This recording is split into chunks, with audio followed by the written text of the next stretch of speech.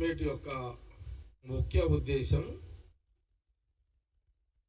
Congress government పేద విద్యార్థుల కోసం, చిన్న పిల్లల కోసం ప్రైమరీ స్కూల్ నుంచి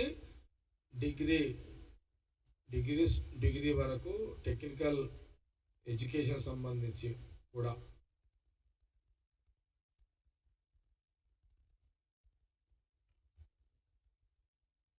బంద్ చేసాడు. ఎన్నిసార్లు కొడతారు ఒక బోర్డు బంద్ చేసాను. అయితే ఇది చాలా ముఖ్యమైన అంశము, ముఖ్యమైన విషయము. విద్య ప్రాధాన్యత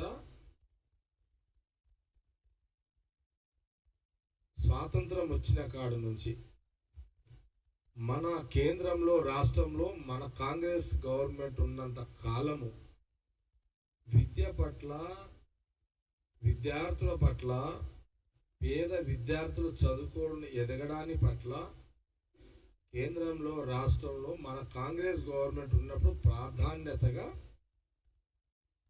ప్రభుత్వాలు పనిచేసేటివి. ఇది చరిత్ర. గవర్నమెంట్ స్కూళ్ళలో విద్యార్థులు చదువుకోవాలి. గవర్నమెంట్ స్కూళ్ళలో విద్యార్థులు చదువుకున్న కాలం అంతా కూడా, ఒకనాటి కాలం అంతా కూడా అనేక మంది శాస్త్రవేత్తలు, ఐఏఎస్లు, ఐపీఎస్లు, మహా నాయకులు, ఎమ్మెల్యేలు, ఎంపీలు, ప్రైమ్ మినిస్టర్లు, ఇంజనీర్స్, ఇట్లా ఒకటి కాదు, అన్ని రంగాల్లో విద్య అభివృద్ధి చెందడానికి కారణము గత ప్రభుత్వాలలో మన కాంగ్రెస్ పార్టీ ప్రభుత్వమే ప్రాధాన్యతగా పనిచేసింది. ఆనాటి జవహర్లాల్ నెహ్రూ గారి నుంచి మొదలుకుంటే ఇందిరాగాంధీ గారు కానివ్వండి, రాజీవ్ గాంధీ గారు కానివ్వండి, సోనియా గాంధీ గారు కానివ్వండి, ఈరోజు రాహుల్ గాంధీ గారు కూడా మీరు చూడండి, ఎక్కడన్నా విద్యార్థులు యూనివర్సిటీలలో సెమినార్స్ పెడితే రాహుల్ గాంధీ గారు ఆ సెమినార్లో స్టూడెంట్స్ ముఖాముఖి చర్చలో పాల్గొని ఆ డిగ్రీ స్టూడెంట్స్ అనేక ప్రశ్నలకు రాహుల్ గాంధీ గారు స్పందిస్తూ క్వశ్చన్స్ కూడా ఇచ్చేవారు వాళ్ళకు, టెక్నికల్, నాన్ టెక్నికల్ కూడా.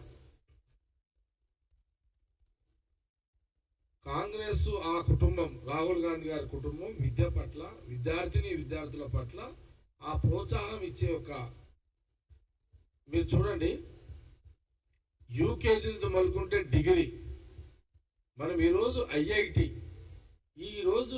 ఒక ఇన్స్టిట్యూషన్, అందులో ఈరోజు ఐఐటికి అసలు అలాంటి ఇన్స్టిట్యూషన్ తీసుకొచ్చే చరిత్ర ఎవరిది? కాంగ్రెస్ గవర్నమెంట్ సెంట్రల్లో. ఐఐటి ఒక ప్రాధాన్యత ఏంది? ఐఐటిలో సీటు దొరికింది అని అంటే అక్కడి నుంచి అక్కడనే వాళ్ళ భవిష్యత్తు మారిపోతుంది. అక్కడ ఐఐటిలో సీటు దొరకగానే వాళ్ళకు పెద్ద పెద్ద కంపెనీస్ కూడా వాళ్ళని మేము జాబ్ ఇస్తాము. భారతదేశంలోనే కాదు, విదేశాలలో కూడా ఆ విద్యార్థులకు అలాంటి యొక్క ఫెసిలిటీస్ అక్కడ ఉద్యోగ రీత్యా. ఇది అంటే అలాంటి ఐఐటి ఇన్స్టిట్యూషన్స్ కూడా దేశంలో ప్రాధాన్యత ఇచ్చి నిధులు ప్రభుత్వం ద్వారా పెట్టి స్టూడెంట్స్ ని ఎంకరేజ్ చేసి విద్య పట్ల వాళ్ళు చదువుకొని ఉద్యోగాలలో మంచి భవిష్యత్తు ఉండే విధంగా తీర్చిదిద్దిన చరిత్ర మన కాంగ్రెస్ పార్టీ, కాంగ్రెస్ గవర్నమెంట్.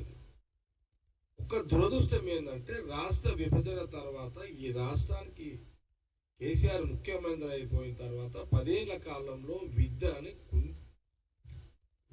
పేద విద్యార్థికి చదువుకోవడానికి అవకాశాలు, అంటే పేద విద్యార్థి చదువుకొని ఎదగడానికి ఎలాంటి సౌకర్యాలు కల్పించలేని ప్రభుత్వం ఈ రాష్ట్ర రాజకీయాలు ఎవరైతే ఉన్నారయ్యా అంటే అది గత 10 ఏళ్ల కాలంలో కేసీఆర్ గవర్నమెంట్.